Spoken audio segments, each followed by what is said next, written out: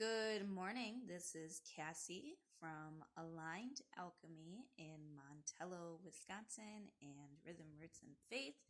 And I have pulled a Wheel of the Year spread for myself, and I wanted to give you guys a little quick kind of overview as to what a Wheel of the Year spread does for you.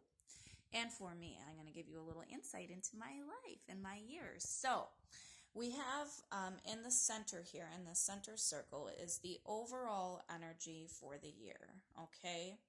And then each of the 12 months is highlighted with a particular card outlining a particular theme that could be showing up during that time frame.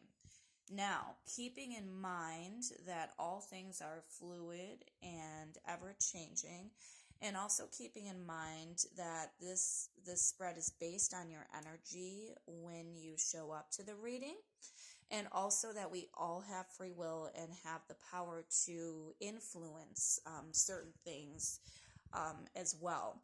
But this can also kind of help serve as a little bit of a guideline as to certain events that may come during a certain time period. It can also be based on patterns, like I can sometimes see overarching patterns in these spreads. So I'm actually offering these right now since it's the beginning of 2024. And I thought I would share a little bit by doing one on myself. So I am going to do a sort of quick version of what a Wheel of the Year reading would look like. So this is my spread. We have a lot of different energies going on here, which is pretty standard. But the central overarching theme here is the Ace of Wands, which tells me right from the get-go there's going to be a lot of action all through the year. Overall, like, I feel this energy is good energy. It's powerful, right? Like, the wands are all about that fire energy. They are connected to, passion, will, and desire, going after things, making things happen. And so the Ace of Wands being in the center of the spread here, being the overall theme of the year, it just tells me right off the bat that there's going to be a lot of action all throughout the year, which shows up even further as we go through the spread. So as you can see here at the top, we've got the Four of Wands. So this is showing me, and this is relevant right now, so this is actually present moment energy here at the top because we are in January.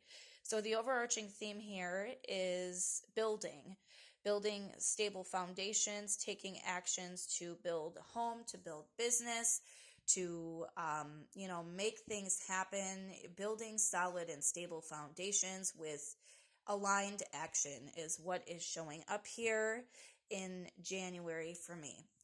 The next card here, we've got the Ten of Pentacles, which is showing, so this would be February here, and this is showing some abundance and kind of completion in terms of a material plane like cycle. So whatever it is that is being built here kind of comes to a sort of completion and a fulfillment, a abundance.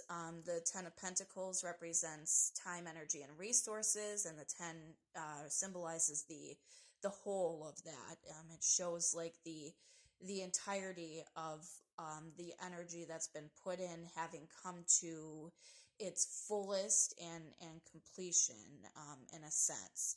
So then we move on to March here, and this, at first I was like, oh my God, do I really want to do this?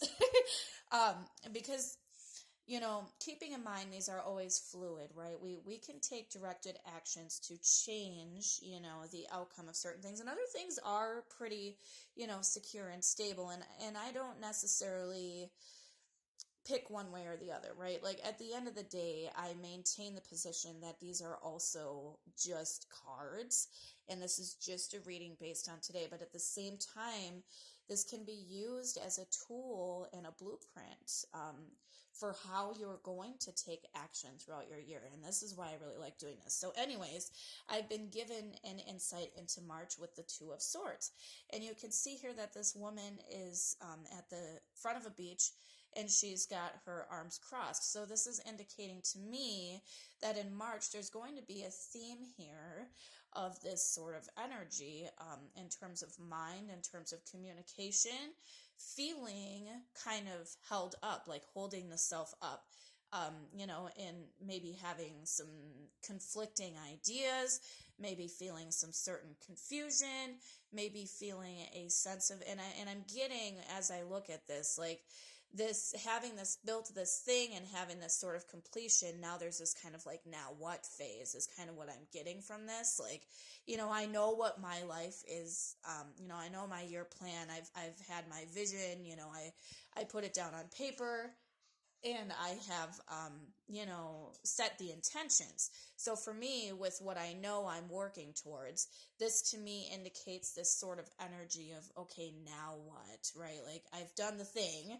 Now what am I going to do is kind of what I'm sensing with this, and this sort of like, uncertainty and maybe holding the self back a little bit. There could also be some resistance here, in terms of wanting to speak or communicate or do things fully, like because of this growth, because there's a lot of action going on here, which also shows a lot of growth. And so this could really very much symbolize like a resistant sort of time period. Now, knowing that ahead of time gives me the insight and the awareness that, okay, I may experience some resistance. What can I do in the meantime to ease that for myself? And taking notes of this and kind of keeping track throughout the year to remind myself, oh yeah, that like if I'm having a day where I'm just like, oh, like I don't want to do anything, or I don't feel like I'm doing anything right, or whatever it is, questioning myself, oh yeah, that's right, there was this theme. Now what is this having me look at in myself? What do I need to look at in myself to heal in myself so that I can move forward? So then as we move forward from March, now in April, I've got the Four of Swords, which is showing a period of rest and reflection.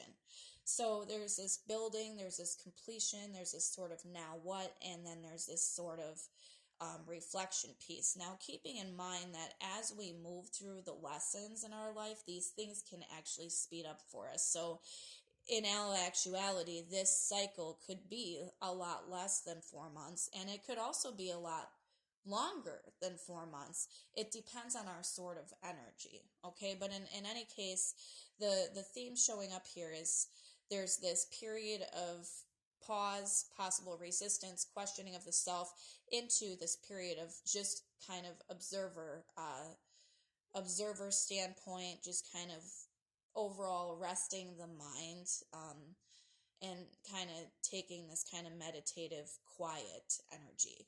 And after that's completed, we move into May with the Sun, which is beautiful energy, more action energy, more growth energy, joy, so much growth and abundance. And this is really, really beautiful. We move into June with the Nine of Pentacles, which is another really beautiful card. We've got, self independence. We've got the growth of the material plane.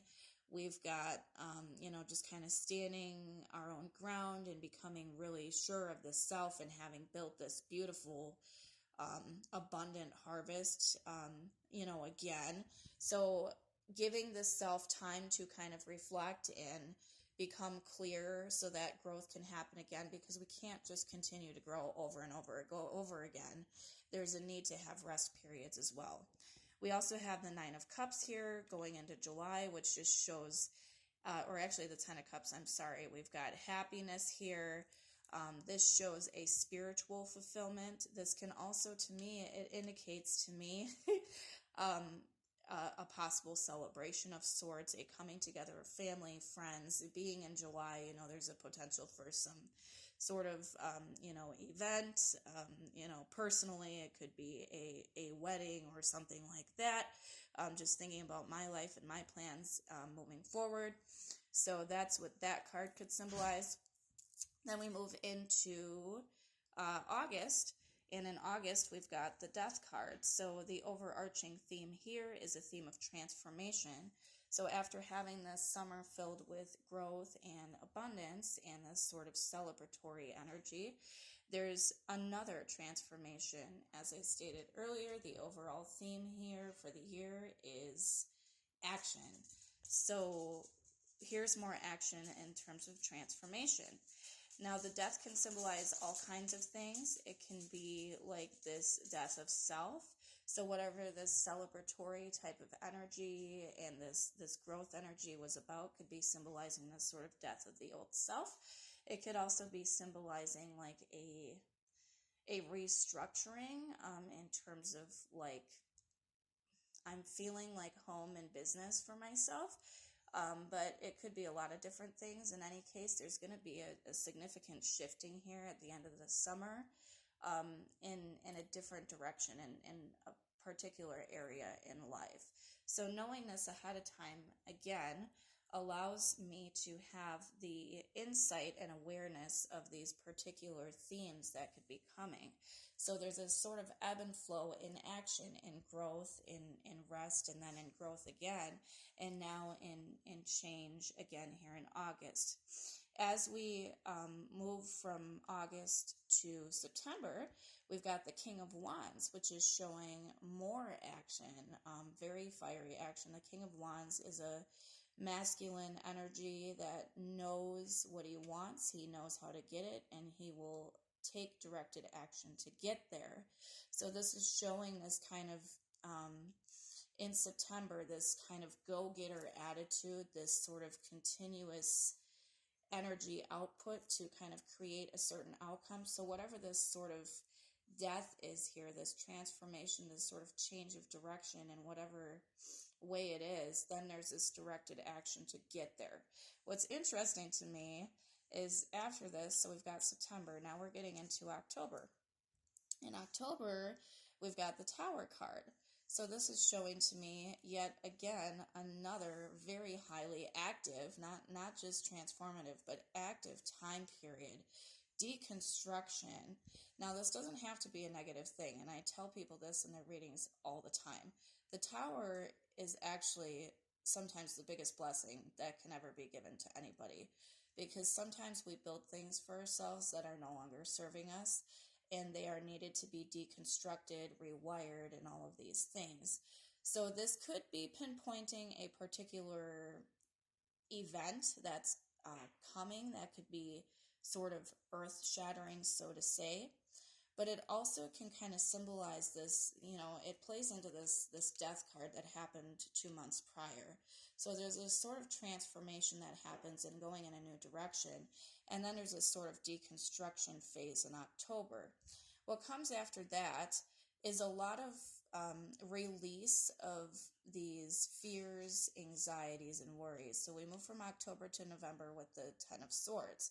So it's like this deconstruction is almost this release of all these anxieties, worries, dread, fear, all this stuff that maybe has been kind of coming to the surface throughout the year. We see it earlier in the year here with the Two of Swords and the Four of Swords, and this is all mental energy. So there's this kind of like questioning of the self, not being sure of the self, the resistance that I talked about, but there's still directed action moving forward. When this death comes, it's almost like I'm almost sensing this sort of identity crisis kind of thing. And then there's this tower of like, okay, this is no longer working. This needs to finally come to an end, right? These questioning of the self kind of patterns, which is what I'm getting for myself, is like, the doubts of whether or not can I do this, even though I'm doing it, right? Like, can I really do this? There's the self-doubt. There's the, the feelings of not good enough, not worthy, all this stuff. That's what all these swords represent. And in October and November, by the end of the year, it's looking to me like that type of energy is going to be fully released, because the 10 here is symbolizing the end of a cycle. We actually have 3 10s in this spread as well. So there's really a lot of cycles that are coming to a completion, and there's like this starting it over again, which is why the Ace of Wands is the overarching theme of the spread, because it's all about action and moving forward with new beginnings. Now, the final card of the year is the Emperor, which is super cool. I love to see that for the end of the year. So, moving through this kind of sort of mental battle with the self, even though we've made some really beautiful things happen throughout the year, at the end of the year, we finally, let these doubts go and we feel all powerful as the Emperor. We are able to really stand our ground. We're able to build fully and completely from this strong sense of self and this supported energy of the Emperor, which is cool. Now, as I stated before, this whole cycle of the year can actually speed up and slow down based on the actions that we take in the present moment and in the coming months. So this cycle could, actually shrink down to like 7 months instead of 12 months, or, it could be extended too if the lessons aren't learned, right? And also being aware that this is always fluid and ever changing. So my reading for the year could change in another month or two based on the actions that I take. But I've been given an overall kind of theme and an overall energy and some insight as to what is coming for me and what I can do to move forward. So I hope that clarifies what a Wheel of the Year spread is. And you guys have a great year. Happy 2024.